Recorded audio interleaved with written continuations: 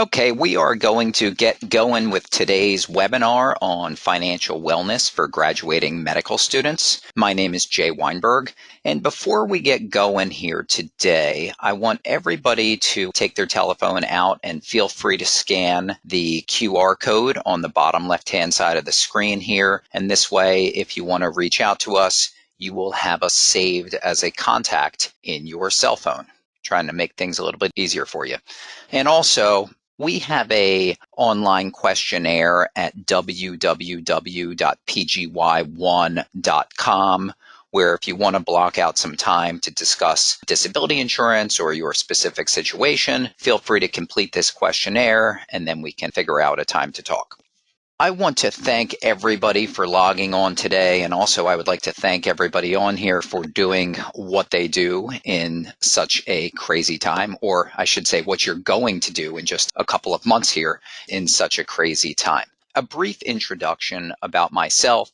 I am what they call an independent financial planner. I've been in this line of work for 20 years, and my practice is exclusively with physicians.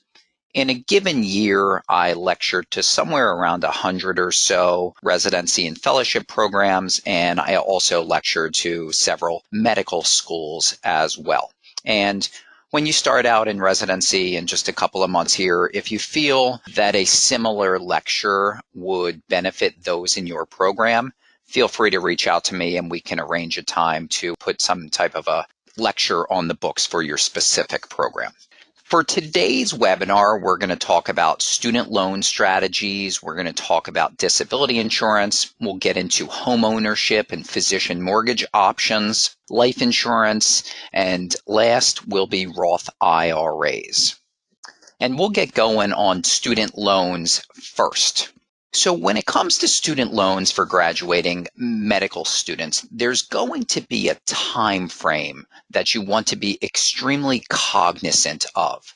Now, the first thing you want to do, and I apologize, this thing says April 15th on here, but I don't know that it's ever been delayed for a few months like it has been this year. But long story short is you're going to want to file your taxes, likely with a zero income, assuming you have a zero income, as an MS4.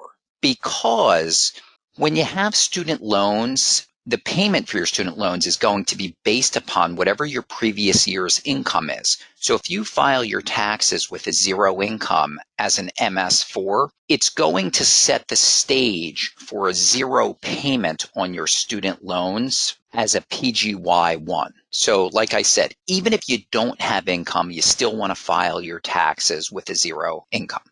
The next thing you're going to want to do, the vast majority of medical schools are going to graduate somewhere in May. The first week in June, you're going to want to do what they call a direct consolidation. That's going to be where you take all of your government loans and lump them into one big government loan. They're going to give you a weighted interest rate, and you are going to effectively, quote unquote, start the clock. And when you start the clock, that's when you're going to engage in a repayment option. Now, things are a little bit this year because they did waive payments and waive the interest until the end of September this year, but you're still going to want to go ahead and do this direct consolidation to get things in order. Now, the factors that are going to determine what the best options are for you on the loans are going to be, first of all, are you hoping for public service loan forgiveness? What type of loans do you have? Are they government loans? Are they going to be private loans? Are they government loans that may not be government direct loans? So you got to understand the types of loans that you have. Marital status. Are you single? Are you married? Do you have dependents? If you're married, how much money does your spouse make? Do they also have direct government loans? So there's several factors that are going to play into what the best options are going to be for you on your student loans. So now let's talk about the common elections for government student loan repayments.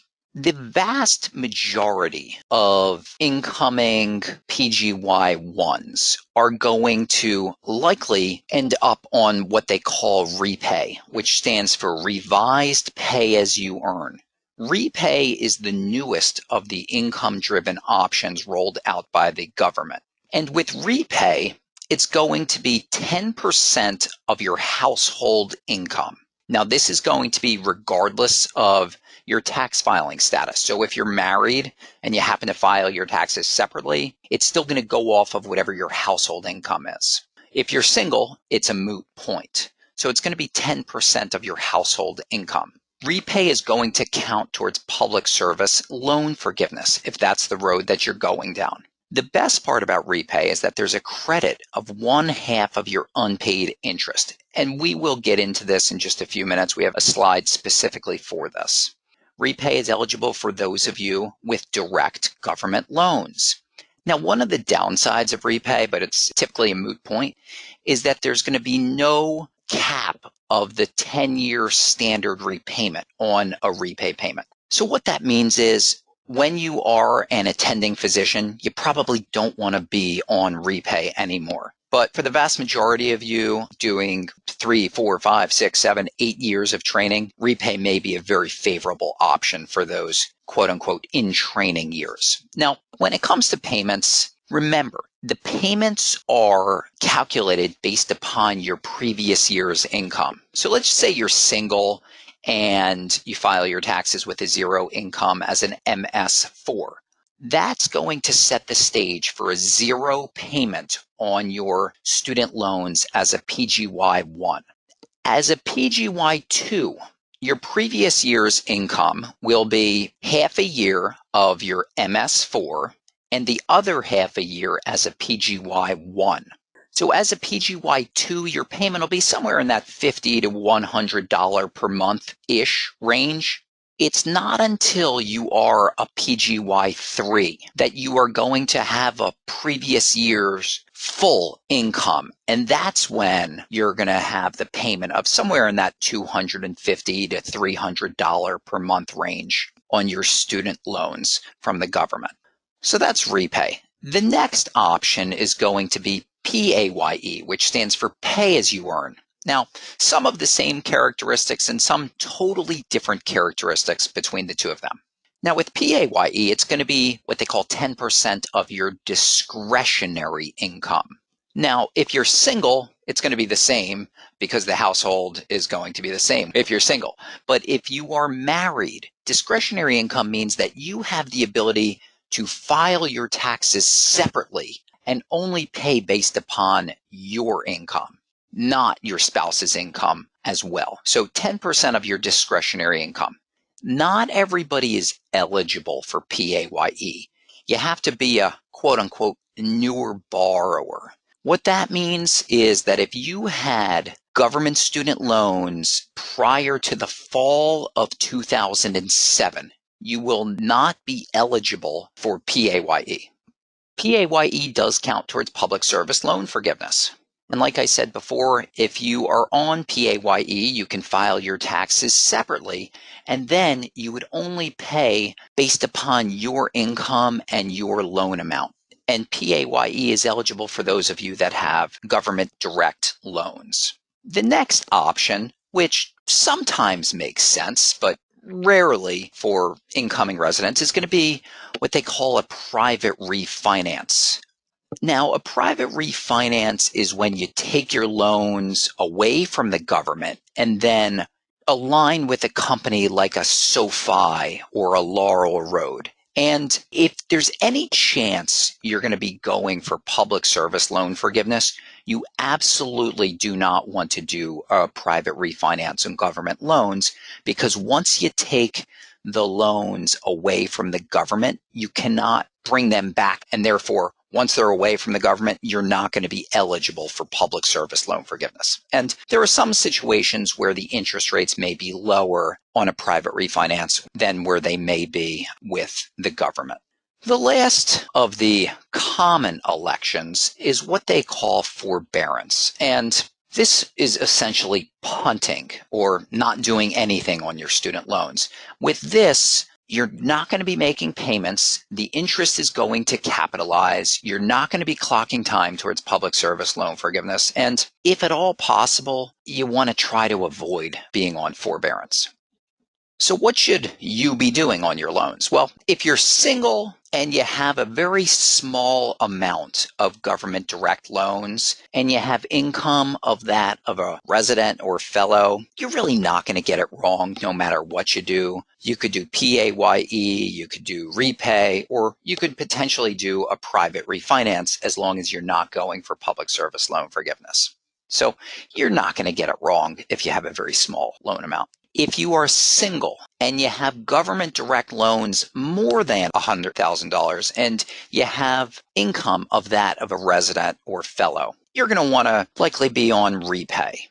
If you are married and your spouse does not have income and you have income of that of a resident or a fellow, and you have more than $100,000 in government direct loans, you're going to want to do repay. If you're married and your spouse has comparable income to you, and your spouse also has direct government loans, comparable amounts to you as well, both of you are going to want to be on repay and likely file your taxes joint. Now, the scenario where repay doesn't make sense is going to be if you are married to somebody that has good income and very little, if any, government direct loans. Because remember, repay goes off of household income. So if you're married to somebody that has really good income, it would drive up your repay payment. And then as your payment gets driven up, it's going to take away or totally alleviate all of that interest subsidy for the one half of the unpaid interest. So if you're married to somebody that has good income and very little or no government direct loans, you're going to want to do PAYE if you're hoping for public service loan forgiveness and likely file your taxes separately. Or if you are not going for public service loan forgiveness, you may want to do a private refinance as a resident or as a fellow. And if you do that, you're going to likely want to file your taxes joint.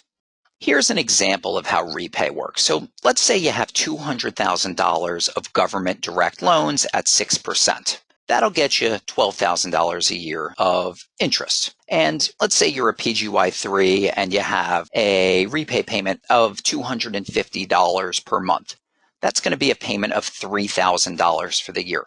So if you have $12,000 of interest and you're paying $3,000, the unpaid interest component is going to be $9,000. With repay, there's going to be a subsidy or a credit of one half of your unpaid interest amount, which in this situation, or in this example, would equate to a $4,500 subsidy.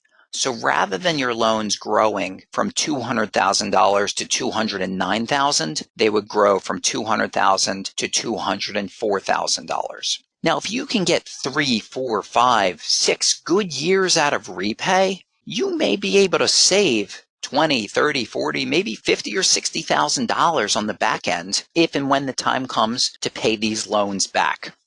Public service loan forgiveness. I can almost guarantee that everyone on this webinar has heard of public service loan forgiveness. So let's talk about it. In the fall of 2007, the government rolled out a program called public service loan forgiveness. They said if you have the right type of loans and you're working at the right place and you make the right type of payments, you are going to be eligible for tax-free loan forgiveness. Now, what kind of loans? Government direct loans. There are some people that have FFEL loans or they have Perkins loans. These loans are not direct loans. However, you can do what they call a direct consolidation and turn FFEL loans or Perkins loans into a direct loan. So that may be something that you want to look at. So you got to have the right type of loans, which are government direct loans. You got to be working at the right place. This is going to be a government or a nonprofit 501c3 entity. The vast majority of residency and fellowship programs do fit the bill for this. However, there are a few that don't. So I would highly suggest asking the GMA if they are a nonprofit entity 501c3, and then you will know for certain whether your loans are going to count. And last, you have to make 120 qualifying payments, which do not have to be consecutive. A qualifying payment is going to be IBR, pay as you earn, repay, 10-year standard repayment. So if you do all three of these things while you are in your training years, you're probably going to log 3, 4, 5, 6, maybe even 7 or 8 years towards public service loan forgiveness. And then you just have to work the balance of that 10 years at the right type of place. A couple of tidbits on public service loan forgiveness. It is not mandatory. However, it is highly suggested you complete your employment certification form annually. This is the form where you're going to submit this to your servicer, and they're going to tell you how many payments you have that are quote unquote logged. And I tell you to do this annually because in the event there is an issue with counting these payments, you want to find out sooner rather than later if there's an issue so you can nip it as soon as you possibly can. Now, like I said, this is not mandatory. However, it is highly suggested. Also, you do not want to pay more than your minimum required payments, especially if you're going for public service loan forgiveness. And the reason why is it puts your loans into something called paid-ahead status.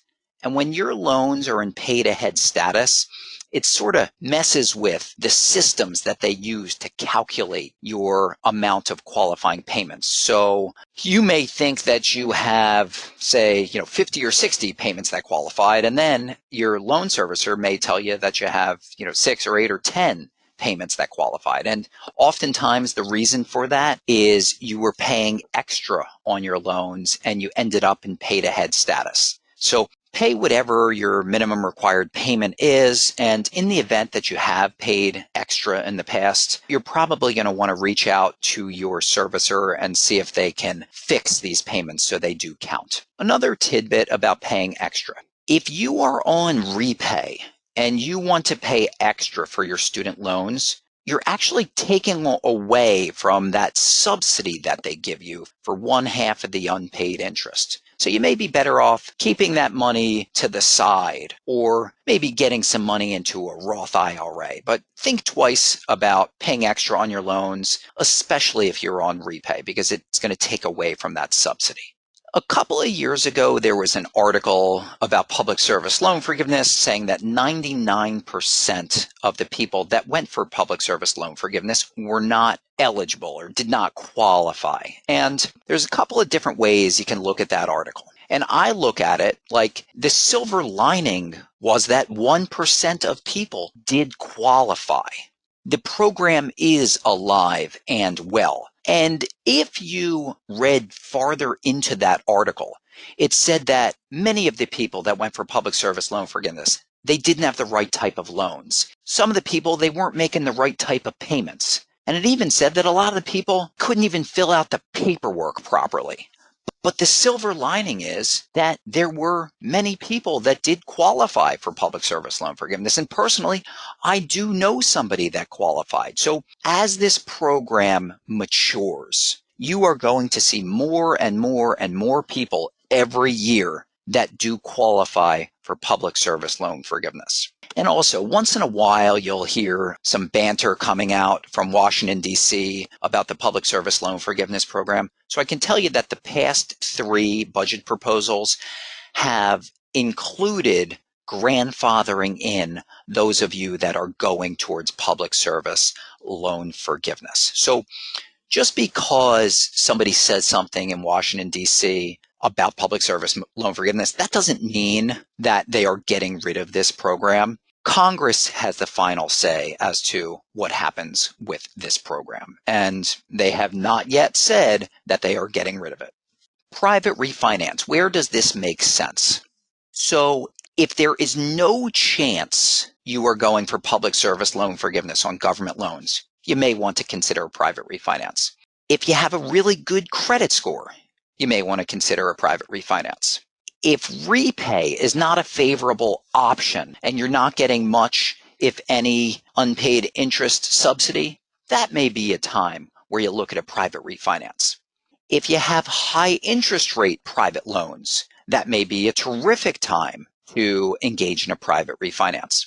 Or if you have some government loans that are higher than 6% and you're most certainly not going for public service loan forgiveness and repay is not a favorable option, you may want to do a private refinance in that situation. And like I said earlier in the webinar, there are some scenarios where private refinance does make sense for residents and fellows. However, there are many, many more scenarios for attending physicians, especially those of you that are not going for public service loan forgiveness, where a private refinance would make sense. There are several companies in the private refinance arena, and there are specifically two companies that have terrific options for private refinances for residents and fellows, and they're going to be Laurel Road and SoFi.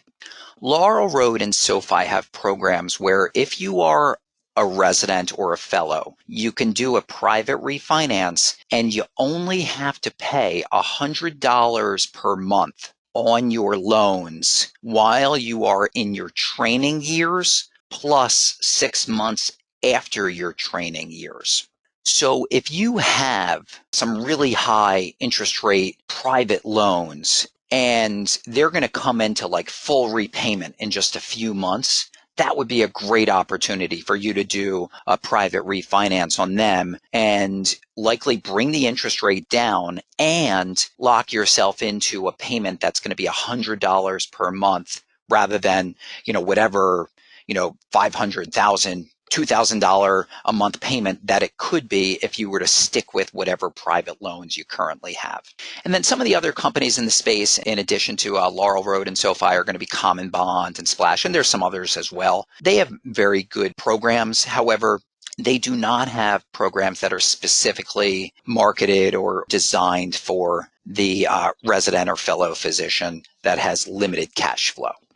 And feel free to use these links if you want to see what the rates would be. I have negotiated some discounts and cashback rewards with these companies. So if you feel that it does make sense, it would likely be in your best interest to take a look and use these QR codes to see what kind of discounts you can get. The next topic that we're going to get into is disability insurance, and this is my specialty.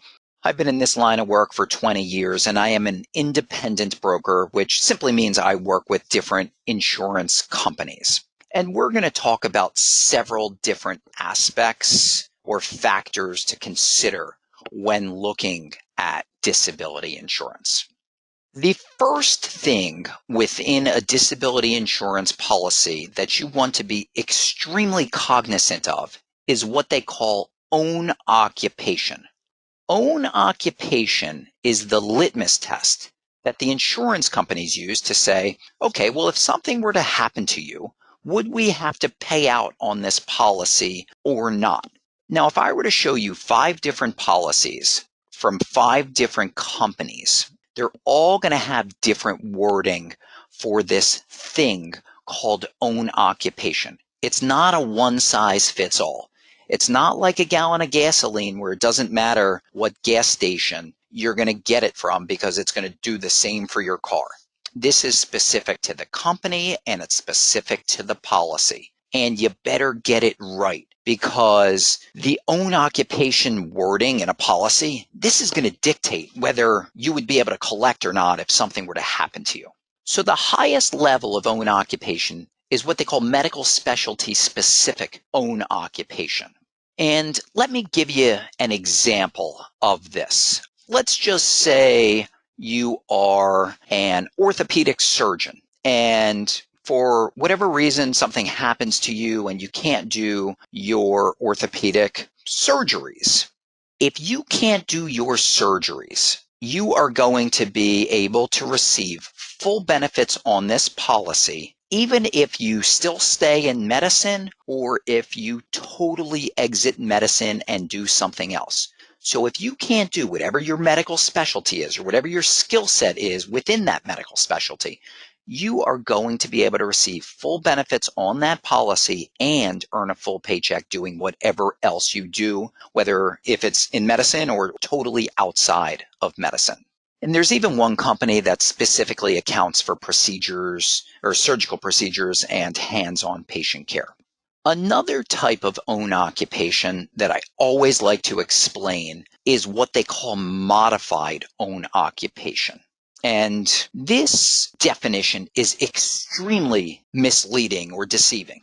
So modified own occupation says, if you can't do your job, we're going to pay out in full on your policy as long as you are not doing another job.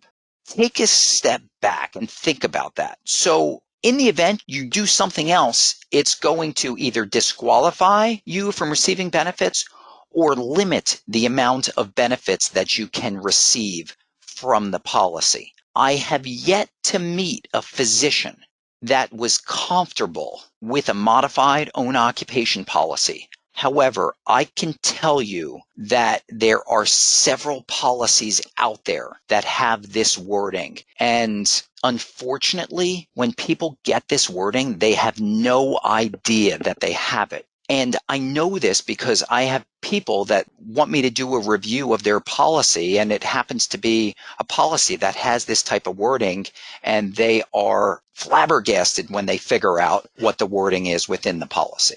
Another one that I like to spend some time talking about is what they call any gainful occupation. And this isn't even own occupation. This says that if you can perform the duties of any gainful occupation, you would not be eligible to collect on this policy. So literally, if you could do anything, you would not be eligible to collect on this policy. And where I typically see this wording is in group disability insurance policies, because group disability insurance policies, they're not asking you about your health. If 1,000 people work at a hospital, they're given that group policy to everybody. And they know that they're bringing on the good, the bad, and the unhealthy when they cover everybody. So the way that they curtail the risk is by making it virtually impossible to collect on the policy. And when a policy says any gainful occupation, there's a very, very, very slim chance that you would be able to collect on it. And while we're talking about group policies, let's talk about some of the differences between group policies and individual policies. So group policies are typically taxable if you collect on them, whereas individual policies, as long as you pay for them with after-tax dollars, the benefits would come in tax-free. Portability. Individual policies are going to go with you from job A to job B to job C. Individual policies typically stay behind at that employer. So if you know that you just matched into a residency program that's going to last 3, 4, 5, 6 years and they give you a group policy, well, chances are that group policy is not going to come with you. You always want to have an individual policy that you put in your pocket, and it's going to go with you from job A to job B to job C throughout the remainder of your career. Contract language, we had alluded to that on the previous page. Group policies are very scaled back from a wording and features standpoint because they know that they're bringing on people that wouldn't be able to qualify to get a policy if they had to answer the medical questions. So they scale back the wording and the features of these policies to make it really hard to collect. Or even if you can collect, it might be a very small amount, or it might potentially be for a very short period of time. And then coverage amounts. They may tell you that they cover you for 40, 50, 60% of your income, but oftentimes that's misleading, and not as much for residents or fellows. But like if you're an attending, they may tell you that they're going to cover you for 60% of your income. But the next line is going to be 60% of your income with a cap of, say, $5,000 a month, or 60% of your income with a cap of $10,000 per month. So if you're making attending money, it's not 60% of your income. It's going to be whatever that cap is. And when you're making $300,000, $400,000, $500,000, $600,000, a $5,000 or $10,000 group disability insurance policy, that's not going to get you so far, especially if it's taxable. All of these are reasons why you want to have an individual disability insurance policy that is your primary source for coverage. And then If they give you a group disability insurance policy, it can layer behind it. And these individual policies, they don't cost a lot of money for graduating medical students that are just starting residency in just a couple of months here. A lot of times you can get your foot in the door for $60, $80, $100, maybe $120 a month, but you're not going to go broke buying a policy. And it's so important to protect your future income and to lock in your health by securing an individual policy as early as you possibly can. There's different types of disability insurance. There's going to be short-term policies and there's going to be long-term policies. Short-term policies typically kick in when you're out of work for a week or two, and then they don't pay out that long. Maybe they pay out for a few months, maybe as long as 6 months. Those are short-term policies. Sometimes residency and fellowship programs may offer these. Sometimes they cost money, sometimes they're free. But this is not long-term insurance. This is something that's going to help you out for a very short period of time if you're out of work. Then there's long-term disability insurance policies. And these policies typically don't kick in until you're out of work, either fully or partially, for 3 to 6 months. And these policies may last or pay out until the age of 65. Now, to circle back to group policies one more time, just because you think you are covered with a group policy that may pay out until the age of 65, the only way they would pay out until the age of 65 is if you meet whatever the litmus test is to collect on the policy. So there are very, very few scenarios where you may be able to collect on a group policy until the benefit period runs out, which is oftentimes 65. Whereas individual policies, if you trip that litmus test, it's a lot easier to collect on that policy until the age of 65 or however long the benefit period is on the policy. Aside from own occupation, the other most important feature within an individual disability insurance policy for graduating medical students is what in generic terms I'll call the balloon option, which will allow you to increase your coverage amount in the future without having to answer any medical questions. So essentially, you're putting the insurance company on the hook to give you more coverage later based upon whatever your health is today as a 26 or 28 or 30-year-old graduating medical student. This is worth its weight in gold because nobody knows what their health is going to be in the future, but everybody knows what their health is today. And if you get a policy today and they offer you this balloon option, you're putting them on the hook to give you more coverage later without having to answer any medical questions. It's so important. Insurance is regulated on a state-by-state basis. And there are certain states where policies may cost more money and the features or wording in the policy may be different. Those states are going to be Florida, California, Arizona, and Nevada. So if you recently matched into a program in Florida, California, Arizona, or Nevada, and you're not there now, you may want to start the process prior to going there. And if you do that and start the insurance process prior to going there, you are going to get tagged with the wording and the features and the pricing of the initial state, not the state you're moving to. So if you matched into a program in Florida, California, Arizona, or Nevada, you may want to get the process going now. Now, let's just say you're in Florida, California, Arizona, or Nevada now, and you're leaving there because you matched into a program outside of one of these 4 states. I never want anybody to wait to get a policy, but it would be important to know what the differences are. And if you're leaving or moving from the state in just a couple of weeks, maybe we wait a couple of weeks to start the process. But you should at least know that things may be a bit different. So understand what your options are and then act accordingly. Now, if you're in one of these states and you're staying in one of these states for residency and potentially fellowship, get a policy. It is what it is. Just grin and bear it. It's not that bad, but I hate to see people pay more money over time if they don't need to for an insurance policy. Medical underwriting.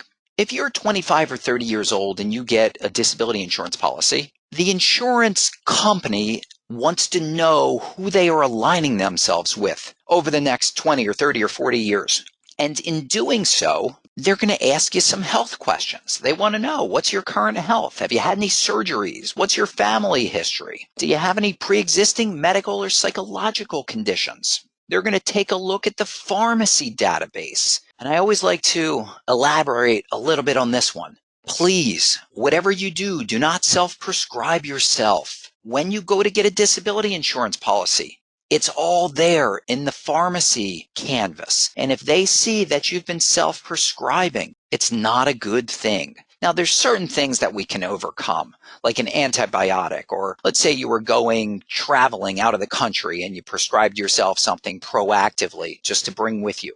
We can overcome those types of minor things. However, if you prescribe yourself something off-label, or if you prescribe yourself mental health medications, that is a recipe for disaster. And it's really hard, if not impossible, to get a disability insurance policy when that is in the file. So please, whatever you do, don't self-prescribe. And many insurance companies, they don't do blood and urine for medical students, residents, or fellows. It's simply a telephone call and some questions. So it's not a really hard, intrusive, or invasive process to get a policy. It's likely just a little bit of paperwork and then a telephone interview. And then if there's any medical records outstanding, the insurance company, they may want to go ahead and request those medical records. Once in a while, I'll come across what I refer to as no medical questions asked disability insurance policies that are individual policies. And I cannot stress this enough.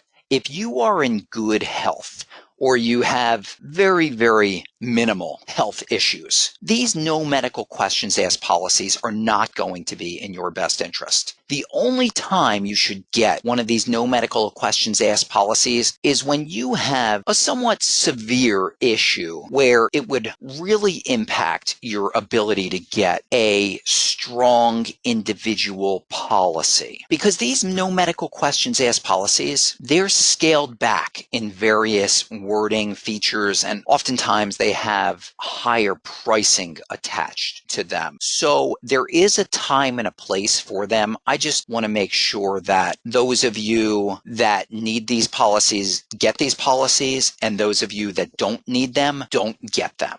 I recently added this slide to my webinar because I think it is so important to understand what's going on in the insurance world. And essentially, we're in uncharted waters here, or I should say the insurance companies are in uncharted waters here, because there's no claims data for either disability insurance or life insurance that's already in the books for the coronavirus. So there's no claims data that they know how many people are going to collect on these policies. Typically, these insurance companies, they have actuarial data, and they know that if there's 100,000 people that get a policy, they know that 10 or 20 or 50 people are going to go out for XYZ issue. So there's nothing in the playbook for the coronavirus. Furthermore, there are a lot of people that even if they get the coronavirus and they heal up from it, the coronavirus, it may bring out some sleeping or dormant medical issues that you may not know about, and it may bring them to the forefront. Furthermore, nobody knows what the lasting effects are going to be on the body for those of you that come down with the coronavirus. And I know now it's many, many years after SARS, but there's finally some decent data out that show that there's pretty significant pulmonary issues for those that had SARS many years ago. So what I tell people is that if you lock in a really small policy now and you put the insurance company on the hook to give you a larger policy at a later date without having to answer any medical questions with that balloon option, I think it's really important for younger folks to do that. And furthermore, these insurance companies, we don't know what they're going to do in the future. They could potentially change the policy pricing, they could change policy wording, or they could change the way that they medically underwrite these files for people that have had or have pre-existing medical conditions. So it's just all the more reason why the younger you possibly are and the healthier you possibly are to lock in a small policy now and put the insurance company on the hook to give you more coverage later based upon whatever your health is now. Financially speaking, it's really easy for medical students, residents, and fellows to get disability insurance. You don't have to give tax returns. You don't have to give pay stubs. It just has to do with where you are in your travels. If you are a graduating medical student or a resident or a fellow, you can get at least $5,000 per month in coverage. If you're on the back end of your training, you might be able to get a little bit more, especially if you have an employment contract in hand. So don't worry about it if you're a medical student that has no income, that hasn't started residency yet. We can still get you disability insurance without an income right now. If anybody wants to begin the process for a disability insurance policy, feel free to scan this QR code, and this will take you to a secure online portal that I have where we can gather some of your information and use that to begin the process to secure a comprehensive disability insurance policy. Furthermore, if you want to do that, I would highly suggest going to my online questionnaire at www.pgy1.com and completing my questionnaire on there. That's more of a global questionnaire so I can understand your situation. I'm going to ask what medical school you're at, what state you're in, what program did you match into, what's your specialty, do you have student loans, and I customize all of my disability insurance policies for my clients. There's no one size fits all with me. Everything is going to be specific to my client and their needs, their goals, and their objectives. So feel free to complete these questions and also go to www.pgy1.com and do my questionnaire as well. And then we can block out some time to talk confidentially about your situation.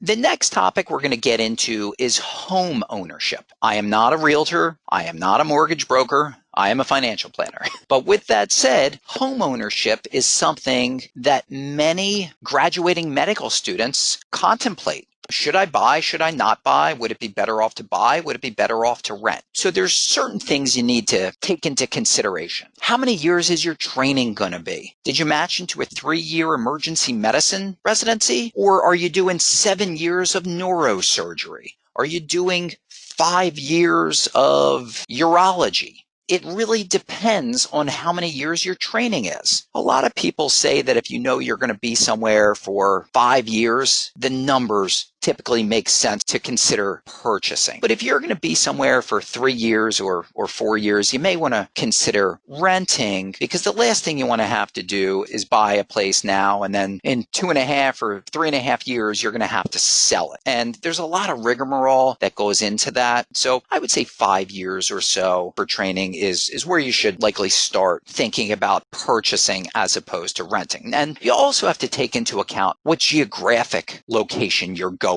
into and what the cost would be to buy something. If you match in New York City or Boston or San Francisco or LA or Washington, D.C., chances are, even if you think it might make sense to purchase a place, you may be priced out of the market due to where you're going geographically. So you really need to understand what the market is in that specific location and then decide if it makes sense to purchase. And if anybody wants to find out how much can they qualify for on a mortgage, feel free to reach out to me. I have some contacts that specialize in mortgages, and they would be happy to run your numbers and tell you that given the salary for your upcoming residency, this is what you would be eligible to purchase based upon your loan amount, based upon your income, based upon your specific situation. Physician mortgages. I am not a mortgage broker. I am not a bank. I am not a lender. I am a big proponent, though, of physician mortgages when used in the right situation. Physician mortgages allow graduating medical students, residents, fellows, new attending physicians.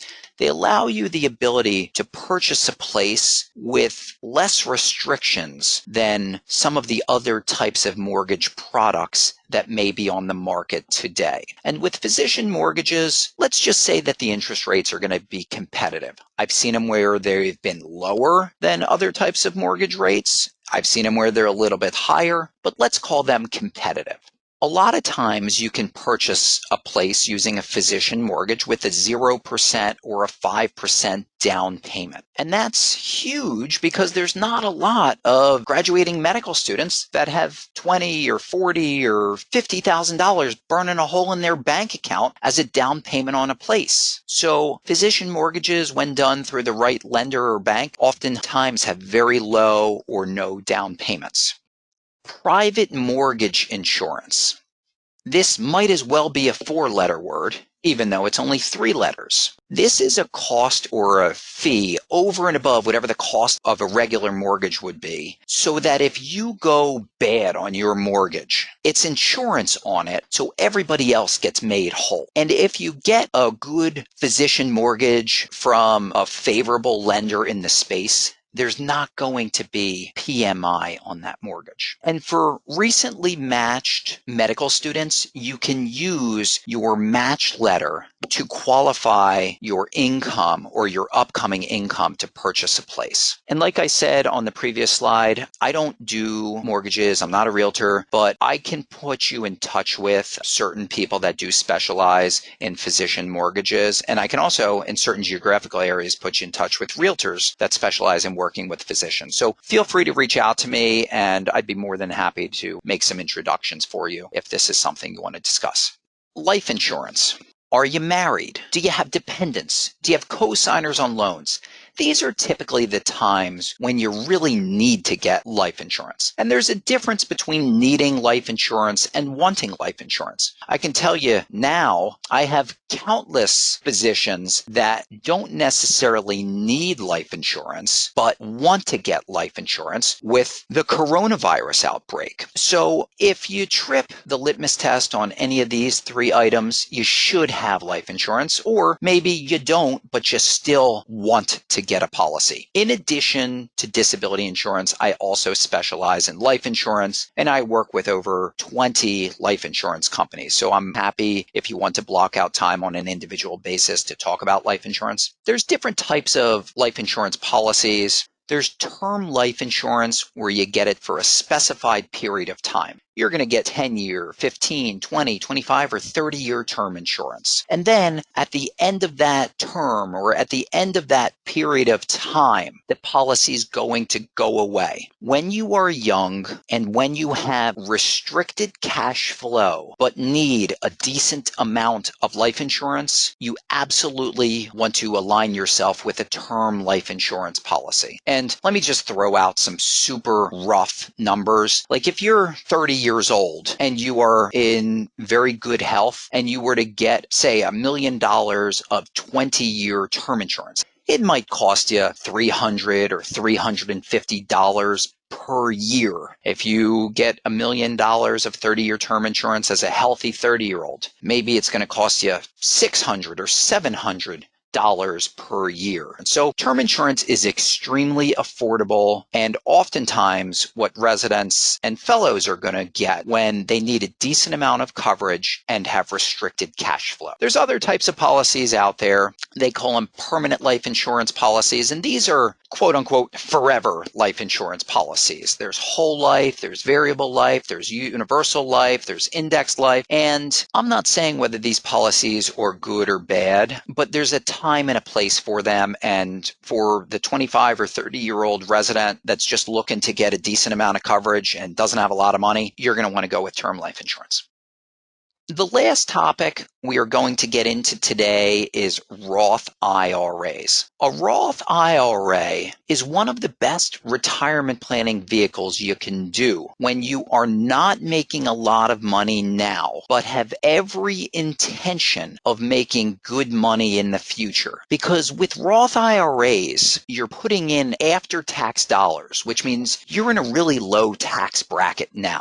So if you can pay taxes on the money that you make, you're then going to put it into the Roth IRA as after-tax dollars. The money is going to grow free of any tax. And then when you're 60 or 70 or 80 years old. And when you pull the money out of the Roth IRA, the money's going to come out tax-free. As a resident, or you should be, I would think, in a very low tax bracket, unless you're married to a high-income earner. And in all likelihood, if things go as planned, your tax bracket is going to be significantly higher at a later date. That's what makes a Roth IRA such an attractive vehicle, because you get money in right now when you only have to pay a small amount in taxes. And then when you're in a higher tax bracket, and when you pull it out, it's going to come out tax-free. If you are single and making less than $124,000, you can get as much as $6,000 into a Roth IRA per year. And this is the limit for tax year 2020. If you are married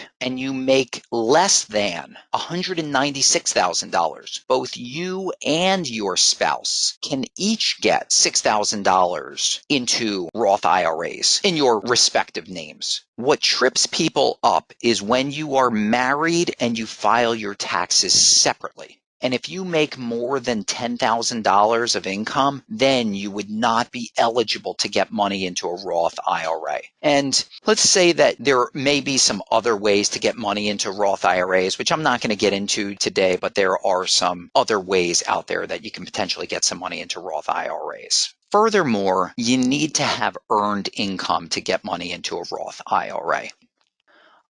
I would like to thank everybody for logging on to today's webinar. Hopefully you picked up some valuable information. If anybody wants to block out time to discuss disability insurance or life insurance, feel free to complete my questionnaire at www.pgy1.com, and then we can put something on the calendar. I'm going to go ahead and hang for a while and answer any questions that have come through. And if you have some questions and you want to type them in, I will go through them and address them. But I want to thank everybody for logging on. I'm going to distribute a copy of this webinar, assuming the recording comes out okay, and feel free to share this with your friends or colleagues or classmates, whatever it would be, if you feel that they can benefit from the topic.